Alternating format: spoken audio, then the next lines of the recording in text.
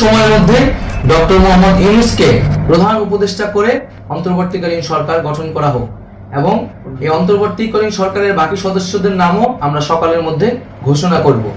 প্রিয় বন্ধুগণ, দেশে যে অরাজকতা চলছে, মানুষের জীবনের নিরাপত্তাহীনতা চলছে, সেজন্য আমরা রাষ্ট্রপতির কাছে আহ্বান জানাচ্ছি দেশে আইন শৃঙ্খলা পরিবেশ ফিরিয়ে আনার জন্য দ্রুত সময়ের মধ্যে কার্যকর ব্যবস্থা নিতে হবে এবং আইন শৃঙ্খলা বাহিনীকে সহযোগিতা করার জন্য মুক্তিকামী ছাত্র জনতাও রাজপথে থাকবে এবং অন্তর্বর্তীকালীন সরকার গঠন না হওয়া পর্যন্ত মুক্তিকামী ছাত্র জনতাকে রাজপথে থেকে তাদের যে অভ্যুত্থান, সেই অভ্যুত্থানকে রক্ষা করতে হবে।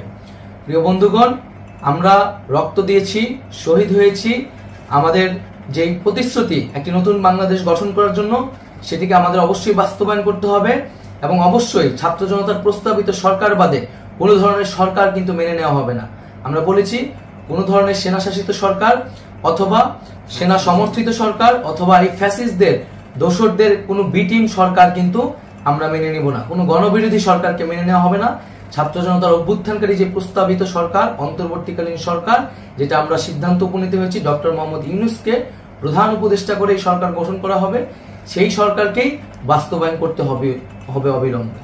আগামীকাল সকাল থেকে সকলকে আহ্বান জানাচ্ছি রাজপথে থাকার জন্য এবং আমাদের যেই সাম্প্রদায়িক সম্প্রীতি এবং রাষ্ট্রীয় সম্পদ রক্ষা কমিটির ঘোষণা হয়েছে বৈষম্যবিরোধী ছাত্র আন্দোলনের নেতৃত্বে, সকল পাড়ায় পাড়ায় এলাকায় এলাকায় সেই কমিটি পাহারায় থাকবে। আমাদের সংখ্যালঘু কমিউনিটিকে আমাদের রক্ষা করতে হবে, রাষ্ট্রীয় সম্পদ এবং এই দেশকে রক্ষা করতে হবে।